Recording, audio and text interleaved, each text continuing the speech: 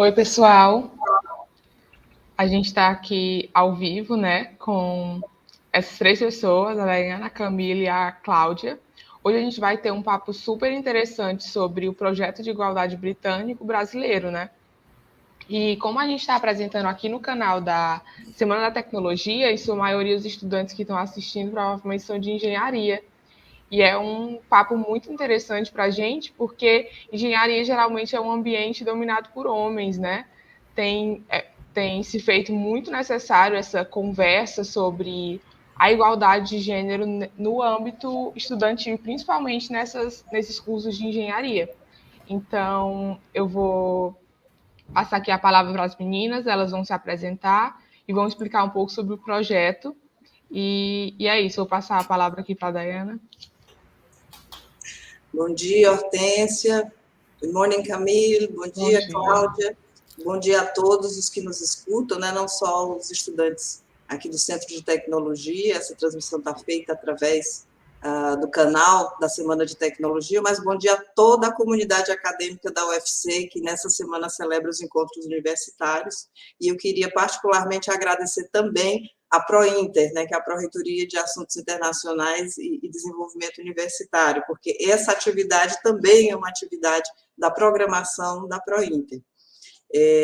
Já a gente vai mudar para o inglês, né, porque afinal de contas esse é um UK Brazil Project, então queria fazer só uma breve introdução. Eu vi uma oportunidade no consulado britânico de a gente conseguir reunir esforços e aprender um pouco do que se está fazendo em outras partes do mundo, particularmente no Reino Unido, sobre igualdade de gênero, e eu imediatamente provoquei a Camille, que é minha colega de pesquisa, a gente se encontra em alguns congressos, e eu a provoquei. E ela aceitou a provocação e convidou colegas da Unicamp também, já que o projeto exigia uma parceria entre uma instituição britânica e duas instituições brasileiras. Infelizmente, esse projeto foi aprovado e deve ser lançado, está sendo lançado de primeira mão aqui, né? E eu queria, então, agradecer primeiramente, e aí eu vou mudar para o inglês. So, I was just introducing how we had the idea of doing this, Camille. And I would like to take the chance to thank you, and Ana Flavia, also Claudia, who belong to the team of Unicamp. And without further ado, the idea here is to learn, this is the name of the activity, learn about the UK initiative, particularly the partnership that we have put together, and what we are expected to do along the next year. So first the floor is Camille's. She will say she's the head of the project, actually, and then we will move to Claudia and myself. And hopefully we will have the last 10 or 15 minutes for some discussion with those that are hearing us. So people are following us in the YouTube channel. Please leave your comments, your questions, and we can discuss a bit this such important topic. Camille, welcome. Great. Thanks a lot. From what I understand, the sharing of the slides will be done. I don't have to do anything, right? I'm just checking before I start. I've put them to share if the team. I guess so. Technical team. Pessoal da técnica. Yeah, okay, great. So now I have got it. Great, perfect. Thanks a lot, Diana, for explaining a bit the background and for reaching out in the first place, you know, once you've heard about this initiative that prompted us to work on and you know, we'll see what happens in the next year, but I think it's a great initiative. I was giving a talk in China 2 hours ago, and now I'm giving a talk in Brazil. I feel I've never traveled that fast, but so it's great to be with you now. Right, so I'll tell you a little bit more about this UK-Brazil gender equality partnership, knowing that actually we're just starting and we don't know too much either, right? So we're learning also what this will be about as we shape the project. But so what is it exactly, and where is this coming from? This is a project or partnership initiated by the British Council. So the British Council, in a way, is an entity which is linked to the UK government, and that supports educational and cultural engagement between the UK and different countries worldwide. And they have a number of programs to really promote, as I said, educational and cultural events. And they have in particular this program around women in science and going global partnership. And under that umbrella, they decided to have a call for universities in the UK and in Brazil to engage in a gender equality partnership. So they are providing funding for this to happen. And the goal of the project that is funded is partnership between institutions to share experiences and good practice around diversity in STEM, so in science, engineering, medicine, mathematics, technology. And there is a strong focus on the learning from the UK side on what's called the Athena's One Charter. The Athena's One Charter is a charter that has been put in place a few years ago now. Basically, that a lot of universities here in the UK follows that, try to kind of have a plan or to report what universities are doing in terms of good practice around diversity. And I guess this is part of the program is about sharing what we've learned about this charter and see whether that's a model that would be useful or interesting to look at for other institutions in Brazil, for instance. But the project itself, so that is funded by the British Council, is for a year. So it's starting now up until November of next year. So who is involved here? That's UFC, Unicamp and us. So that was a requirement by the British Council to have two Brazilian institutions and one UK institution to partner in the first place. And then at the end is also to have a plan for how to expand it to institutions in Brazil and to engage with others, and I'll come to that in a few minutes. So who exactly in the UK and in Brazil? So we've developed what we've called core teams. So we have the project leads, so that would be Diana, Claudia and Ana Flavia, who couldn't make it for Unicamp, and myself at Imperial. We have a number of faculty representatives across the different universities and across different disciplines within STEM. And the idea is also to have early career representative, because there are the issues of or the challenges that around diversity is not only for faculty representative, it starts early. So we want to bring in early career reps as part of the core team. So that means postdoc, PhD students, and undergraduate or postgraduate students as well. And on the UK side, as part of the core team, we have also someone who has the name in a way of EDI lead, so equality, diversity, and inclusion lead.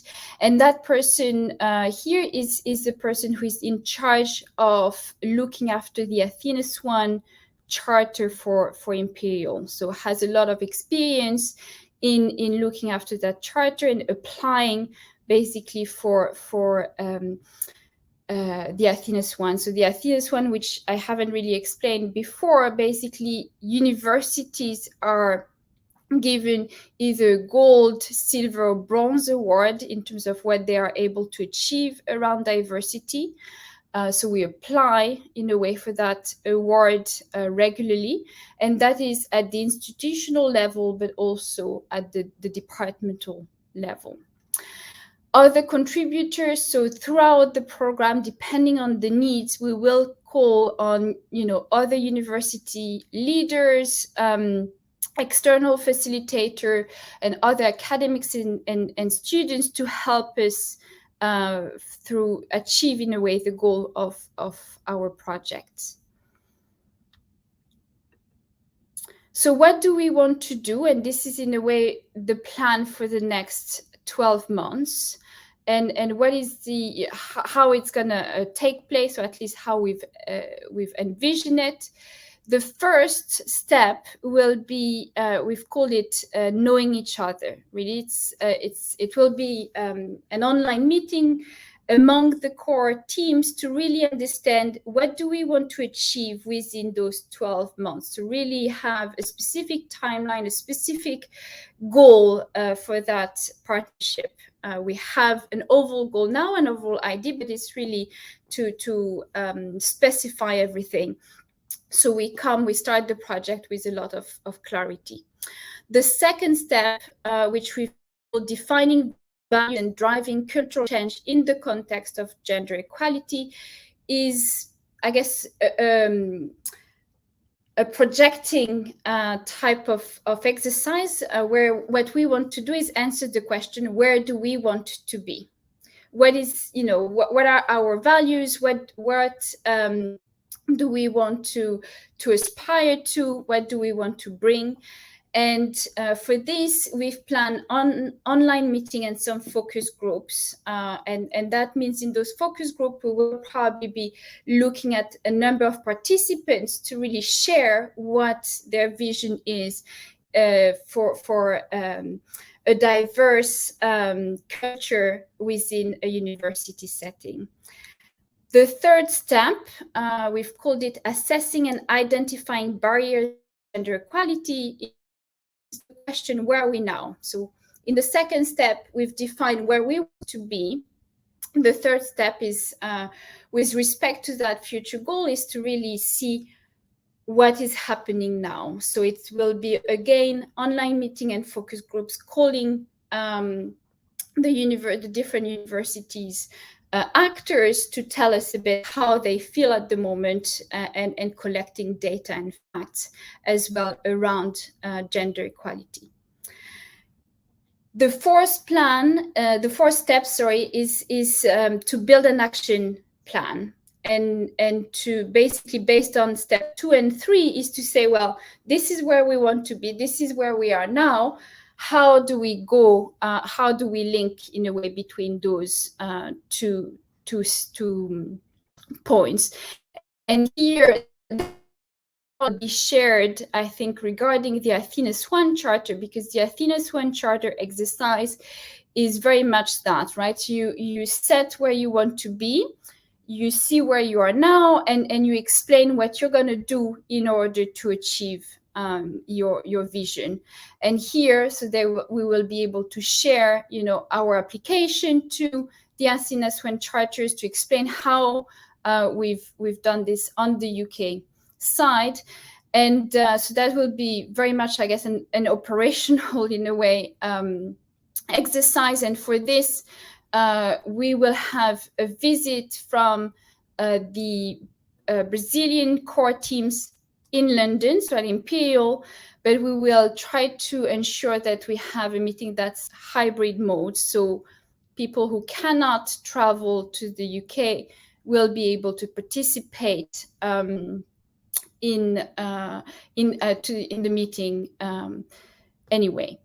And the fifth step is really planning for the future. So it's really kind of reflecting on what we've learned and seeing how we can capture our learnings and expand them, right? So as I said, it's a one-year project, but it's not something that we want just to end after this 1 year. It's really, it's supposed to be the start of something bigger. So for that, we've planned to have the core team in the UK visit Brazil, and the organization of a research showcase within STEM disciplines, and starting to engage with other universities in Brazil to see how we can go further into our partnership and our sharing of the learnings of this project. So that's the vision. And as I said, there might be opportunities for you to be involved, and we would like people to be involved because it's good to have the views of as many people as possible as we assess, the situation, as we plan a vision for the future. So why being involved? That's, I think, a way to initiate change, to expand your network, to meet new people, and to learn, of the experiences of various persons. How to be involved? So one could act as an early career representative. As I've mentioned before, we want to have early career rep as part of our core teams. You could participate in focus groups. So if we send an invitation or a call for you to participate in focus groups, if you have an interest to share your views, please join. And also at the end, I mentioned that we want to have a research showcase. So if you're doing research and want to share projects, that's great as well. So that's a bit kind of the overview, very general overview of the partnership that we want to foster over the next year. I thought I would also share very briefly some of the initiatives that we've done here at Imperial around ED&I.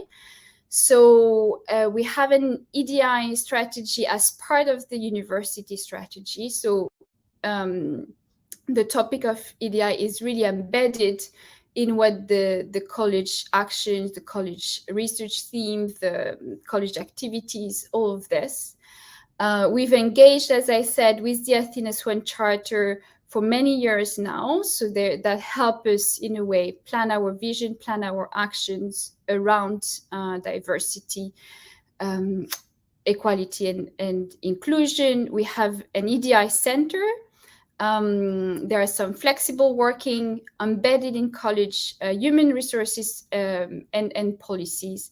There is the LZ Widdowson Fellowship, which is a fellowship that parents coming back from parental leave can apply to, and that gives them relief on the admin side for a year to focus on their research. So that's something that is available to academics when they come back from parental leave. We have also a Women in Engineering network who would meet frequently, organize for external speakers to come and talk about topics that we feel are interesting to us. There's also the Springboards Women Development Program, which is in a way a professional development or personal development workshop where women can focus on a specific challenge or a specific topic that they would like to overcome or to address. In terms of the relationship with Brazil, we have actually a Brazil forum as part of the university, which we set a number of years ago, where we engage with a number of universities and an industry within Brazil. So in fact, there are many research collaborations between Imperial and Brazilian universities and companies. You may have heard that actually the British Council is sponsoring a scholarship for master students, women master students from countries in the Americas to come to Imperial to carry out their master. And that was launched, I think, earlier this year. So I think we start with a good connection already, which is good for this upcoming partnership. I think that's all I wanted to say. Hopefully you get a little bit of an idea, and when you receive emails or prompts to engage, you'll take on that opportunity. Thank you so much, Camille, for this concise but very comprehensive view of what we plan to do in the next year. I think the audience has become aware that it's really an institutional program. So more than just talk about our difficulties and how we could get better, it's really setting up at least a plan of intentions so that a change can be made true, if not immediately in the midterm, in the short term. So this is very, very interesting. Camille talked about focus groups. So I will say more about it when I speak, but soon you will see in these headlines that are passing. Então, os créditos que estão passando aí, gente, daqui a pouco vai ter o link para um focus group que vai haver na UFC especificamente, exatamente para os interessados em se engajar de uma forma mais intensa com essa iniciativa dentro da UFC no próximo ano. Back to English. I don't see my dear friend Claudia. Yes. So Claudia is from Unicamp. I have the pleasure of meeting her due to this project. So this is something good about it, as Camille said, the chance to network, not only in STEM issues, but also in other issues. So Claudia, please, the floor is yours. Thank you for this opportunity. I am representing Ana Flávia, and then I was a little bit surprised to prepare this presentation. So it's a kind of draft. What I could find about the previous initiatives of Unicamp to promote the gender balance. So when I was, I will be honest, I heard about it, but I was not involved. So I have been working in Unicamp from 2000. I arrived for a postdoc, and then I'm working as professor from 2004. So here are some numbers from Unicamp. So it's a very young but a big university. So these numbers I found it yesterday in the homepage. I have a little bit different numbers.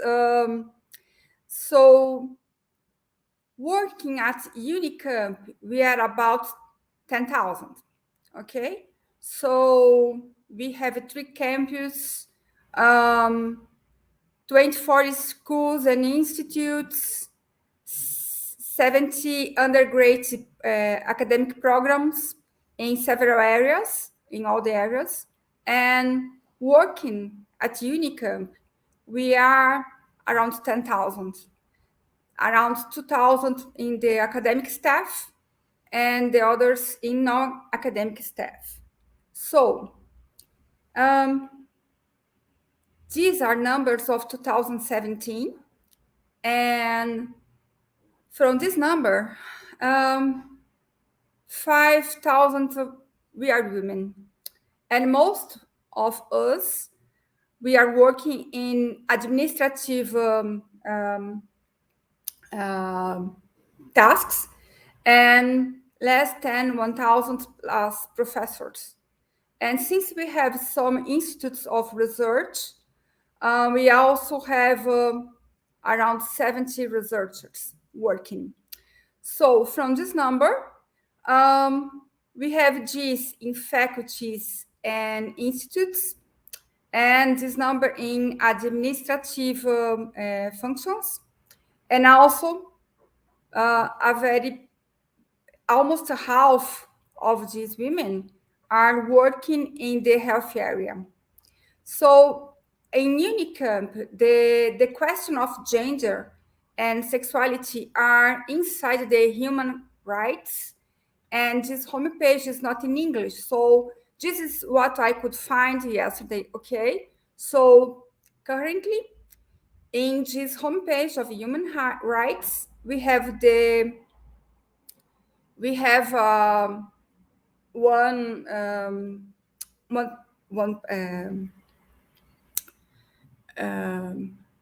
subdivision for a program for ending gender and sexual violence. Okay, so this is the homepage. So this is the previous initiative to promote gender balance in general, not in STEAM. Okay, so we also have the Gender Studies Center named PAGU, and inside this site I could find something, and also in this institute, Nepal is a center for studies on research, and I also could find something about gender and some publications. So this is a kind of book. It was from 2017. So this women's words of work, spending rights and promoting equality. And also some articles and interviews. Human rights in Brazil, advances and challenges. So this was published in 2018.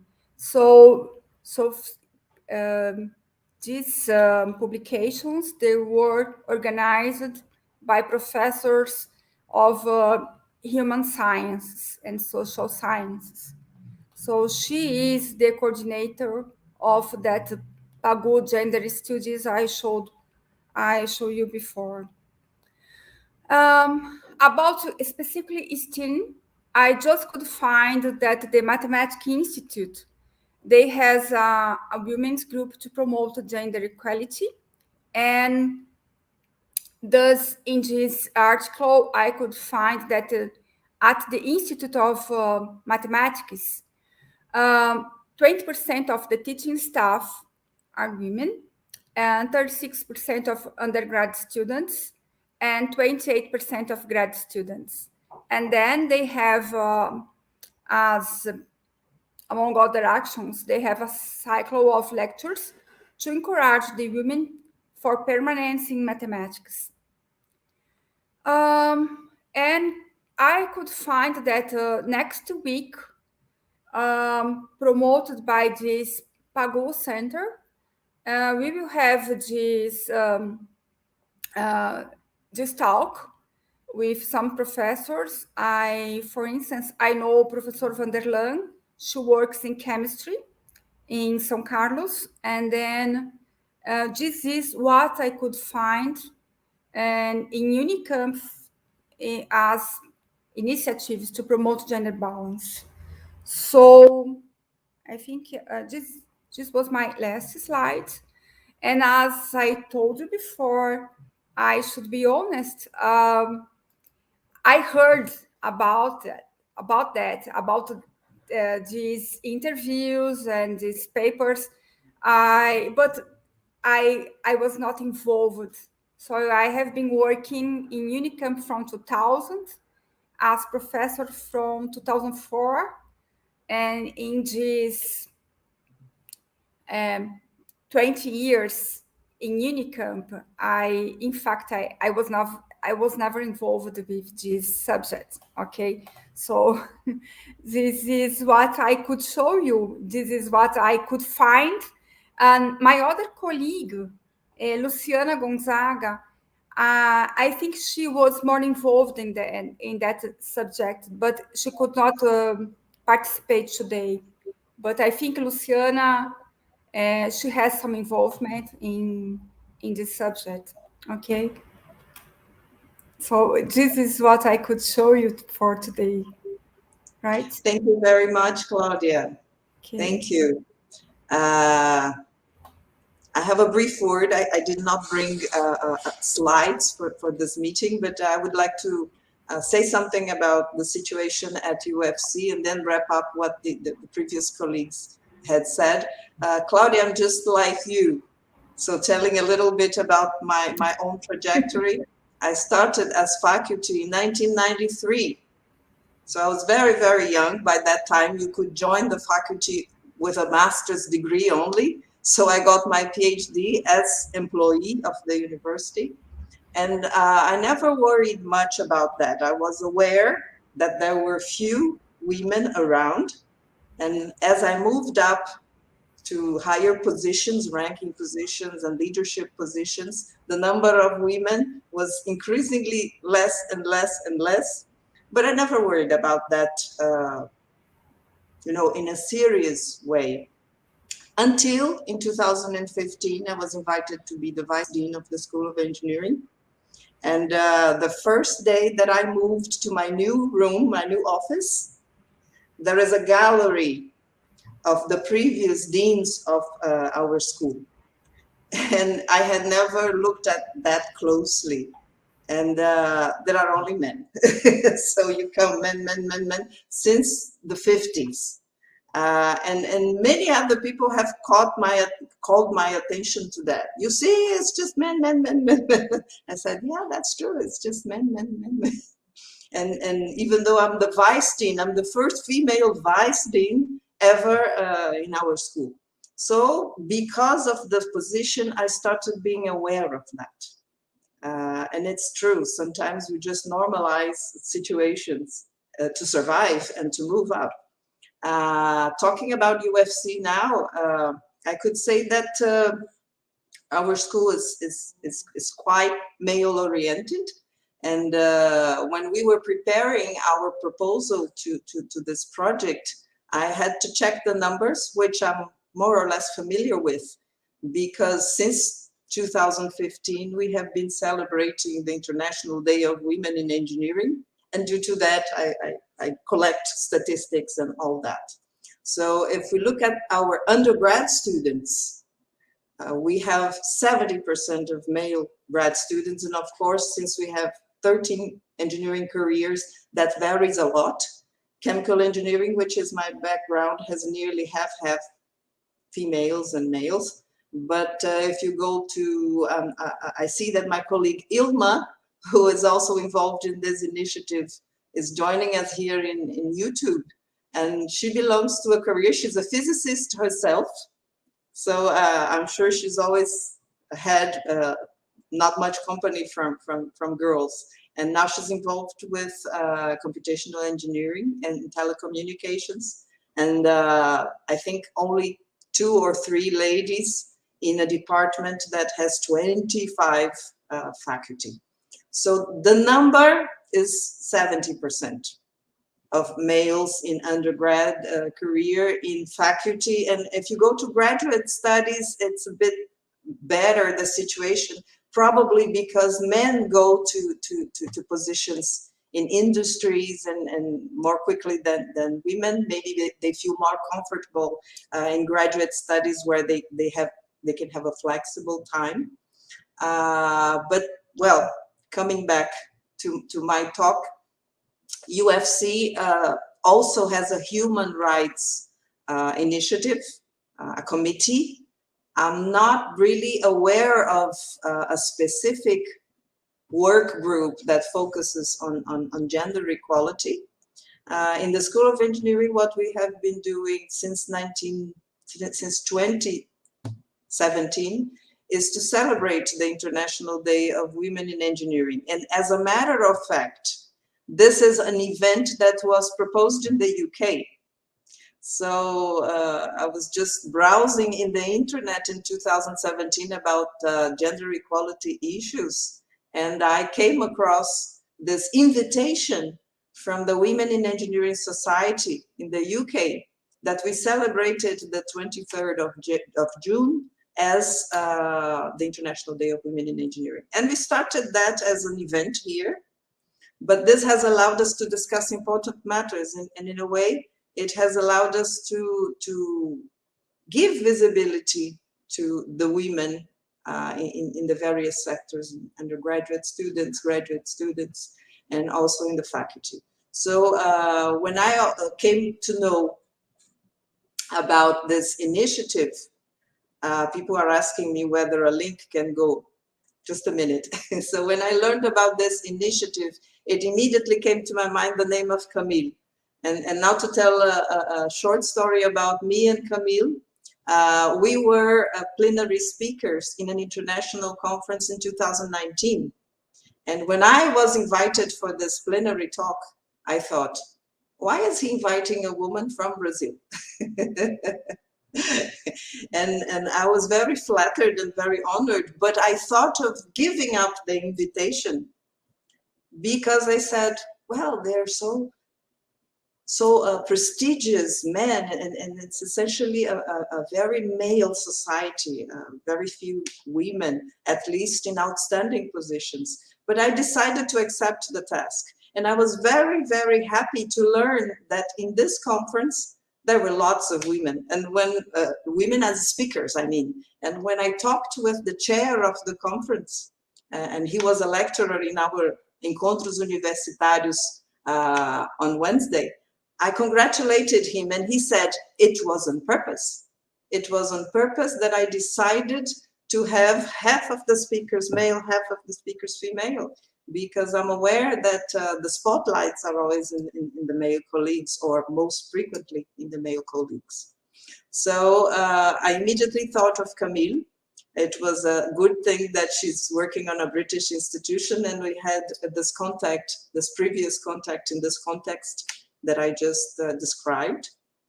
So happily we could work on this project. Camille had other friends who had friends in Unicamp, and well, I'm happy it has become true.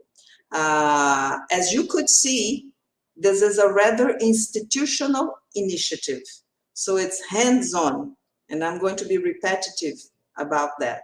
So locally at UFC, I hope you have been motivated enough to get together in this project. We have an invitation link. And I'm going to ask the people that are in the technical part of this meeting to put in the headlines the Google Forms invitation for those that want to join this effort. I'm going to speak Portuguese to make it clearer. Na UFC, nós vamos formar grupo de trabalho, ou focus group, como foi dito pela Camille, para começar a trabalhar sobre essas iniciativas, porque, como puderam ver, é muito importante o engajamento de todos os setores da instituição, porque a ideia é, a médio e longo prazo, estabelecer políticas afirmativas dentro da instituição para uma maior igualdade de gênero. Então, o link, na verdade, está ali, né, no chat. So you can check the link for this Google form. Those interested in joining in, you can just click on this link that has been just announced in the feed of the YouTube transmission. Okay, with having said that, now we have still 20 minutes for discussion. As I said, I preferred not to show you data, just a little bit of what the School of Engineering has been doing, but we can take now comments and questions and issue coming in from the feed.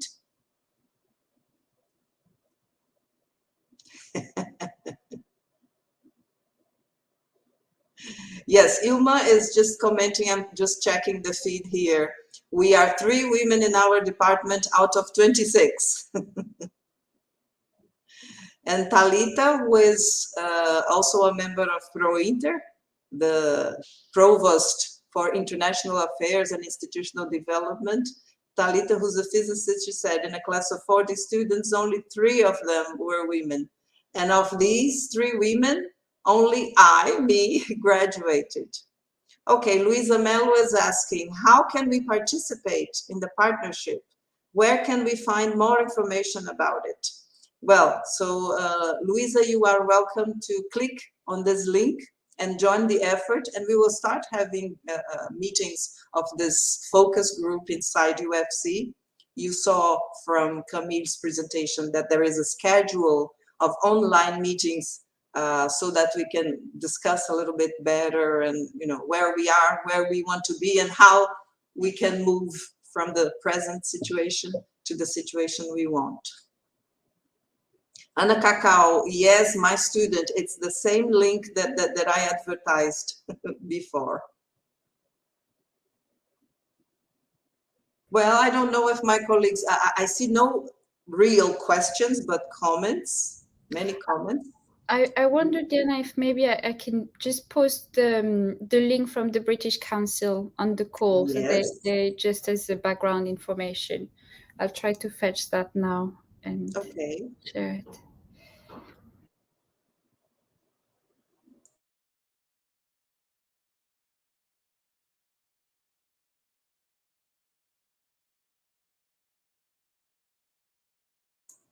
We have another comment here from Talita. She says, do you think the reason for gender inequality is the same in Brazil and in the UK? Or are there particularities of each culture? This is a very, very good question, I think. So I leave the floor to,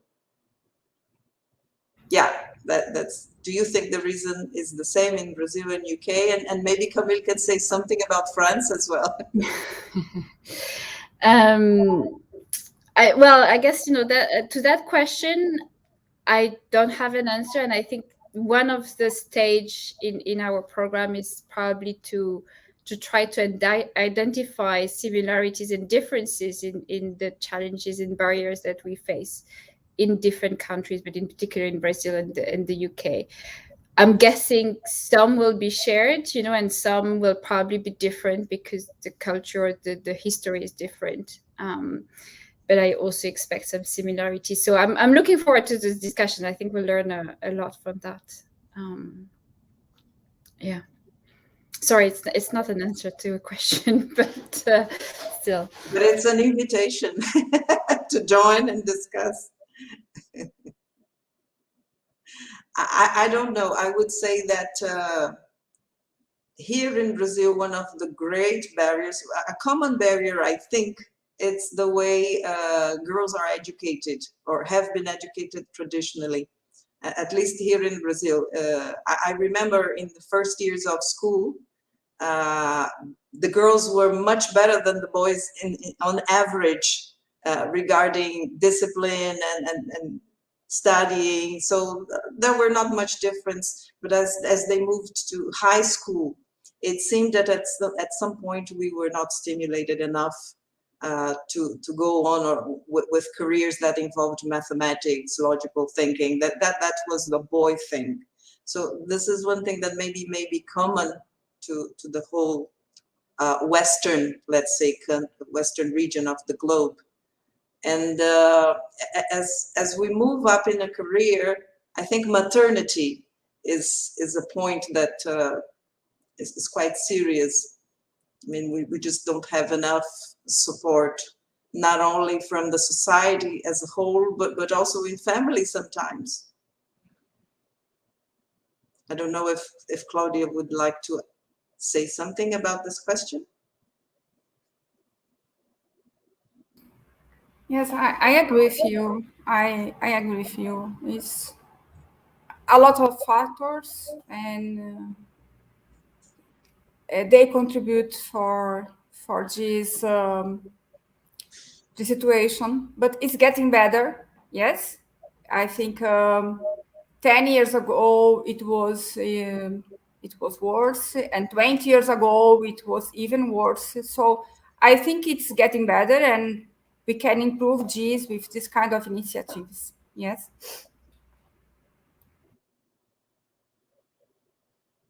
I'm just reading some of the comments. Estevam, a huge embrace to Estevam because he's Etienne in France. He was one of the people who most stimulated us to discuss about gender issues, because he has a course on technology and society. So he's commenting and asking, among the policies for gender equity implemented at the Imperial College, I think, at IC, what have been the most important? What actual impacts do you see? I was also very curious to learn about the Imperial initiatives on balancing what you dedicate to management, to administrative burden and everything. Could you comment a bit? Yeah, I think, if so, I haven't been at Imperial forever, right? I joined in 2013. But I think a good part of the changes that we've seen in representation, in support for gender equality is driven in particular by the Athena's One Charter, because the Athena's One Charter is something that forces the whole university to think, what do we want to do?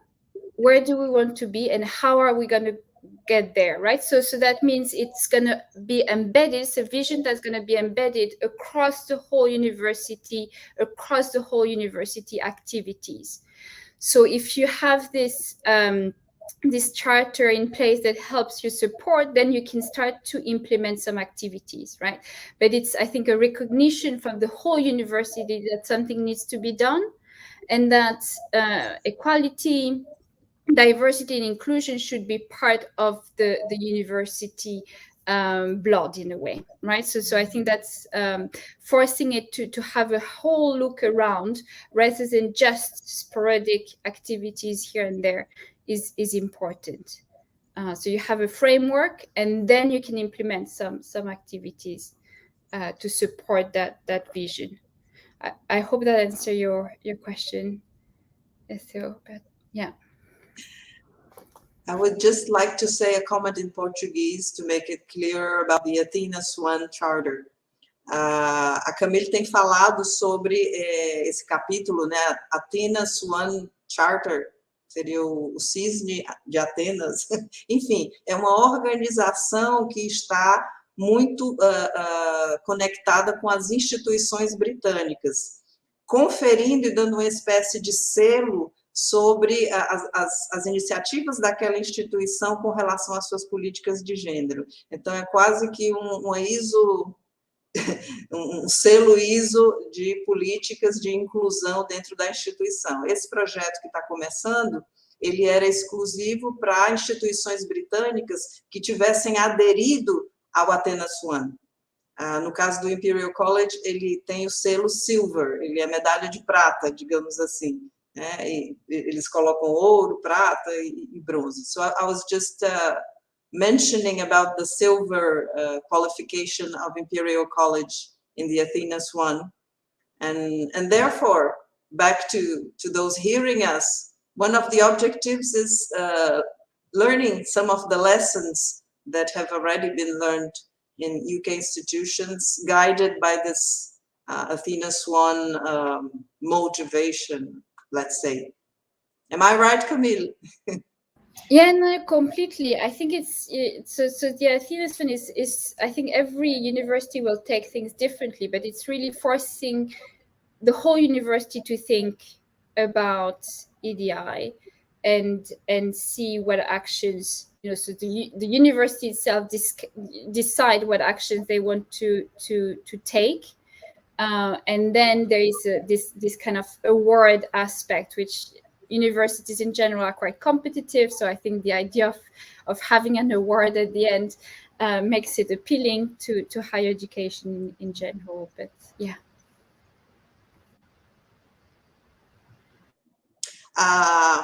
There are comments in our YouTube feed, and one of them comes from Talita again.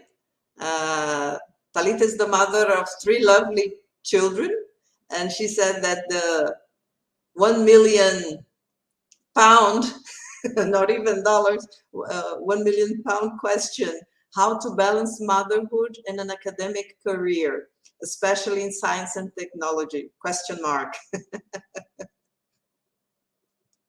I think this is going to be something always in our discussions along next year. Yes. I mean, it's, yeah. I can see a number of activities that have been done here that really support, I think, parents in general, not only women, in terms of, there is a nursery integrated with the university. There is that fellowship that I was talking about that provides, an opportunity for academics returning from parental leave to just focus on their research. There is not necessarily any request on teaching or admin duties. So that can provide a lot of relief for the academics. So it's those kind of things that, again, will support any parents, and not only necessarily women. So I think it's also recognizing that, if you bring in diversity, or if you discuss diversity, it will probably benefit everyone. Yeah. Yes. Here, I can remember, well, they're tiny initiatives, but they can make a difference. Not maternity leave, but the grant that you receive when you are a graduate student, it can be extended 4 months if you have had children along the period as a PhD or a graduate student. It seems something very tiny, but I think it makes the difference, and it's an affirmative action that recognizes that maternity leave, motherhood is part of life. And I also saw in some of the committees of CNPq, which is one of the main research funding public agencies in Brazil, some of the committees, when they are evaluating awards, so they just extend the period that they consider the publications of the applicants if the person has had children in that period. So instead of considering the last 5 years of publications, they can consider the last 6 or 7 years, to account for this natural shift and natural decrease that we have in female productivity during early childhood of the offspring. Would Claudia like to say something about these last questions? No, I think I don't have anything to additional commentary.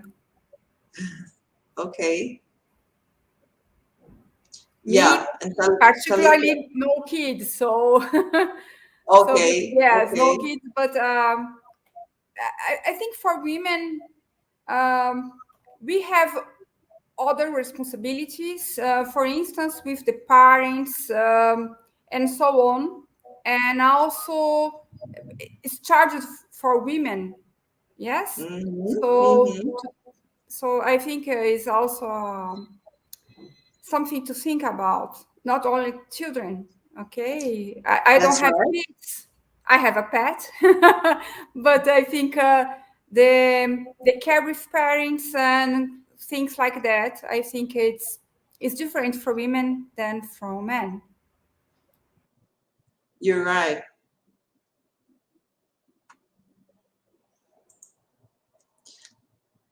Okay, we're coming to an end of our 1-hour chat. The objective of this moment was really to inspire those watching and to encourage them to join the activities that are planned for next year. Again, if possible, I would like to ask our technicians of this session to advertise the link for the working group to be constituted here at UFC. And for these last 5 minutes, I would like to hear the last words of our invited guests, Camille and Claudia. Right. Okay. Well, I just want to thank everyone who's been able to join the presentation or the webinar today. I look forward to meeting many of you and learning from the whole experience, and also hosting some of you here at Imperial in summer of next year. So I think it's exciting, and I hope that this is 1 year on paper, but it will hopefully lead to bigger interaction and longer interactions on the whole. So thanks, Diana, for the opportunity to speak a bit about that today. Thank you, Camille. Claudia? Well, as I told you, I was not involved in this kind of subject, but I will try to pay more attention in that. So yes, I think Unicamp has some initiatives, not as specifically for STEAM, but in all areas. But I will try to pay more attention in that subject now, since here I am participating with you of this program. So I hope to get more involved, and I think we can contribute for next generations, not only for ours, because we need this kind of initiative. So thank you for the opportunity. Thank you, Claudia. I think we forgot to mention that we have a chemical engineering and chemistry background. So although STEM refers to science, technology, engineering, mathematics, and medicine, broad spectrum of areas, but we should start somehow, and therefore we started from this group which has a background in materials chemistry, chemical engineering, but the work group is not restricted to this, okay? And as Camille said, I think it will also give the opportunity of touching technical issues. One of the last things that she mentioned was a research showcase of the things we do. So not only talk about the gender equality issues themselves, but in the process, maybe having the chance also to network regarding our own areas of expertise.